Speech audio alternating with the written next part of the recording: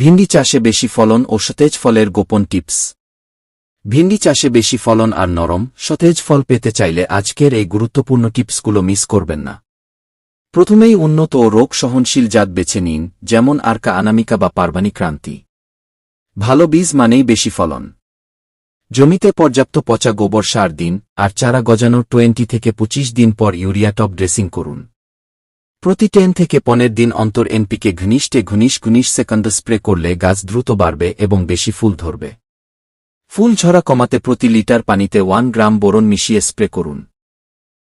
সবচেয়ে গুরুত্বপূর্ণ হল সঠিক সেচ ব্যবস্থা। ফুল ও ফলের সময় মাটিতে নিয়মিত আর্দ্রতা রাখুন, কিন্তু কখনো জলাবদ্ধতা হতে দেবেন না।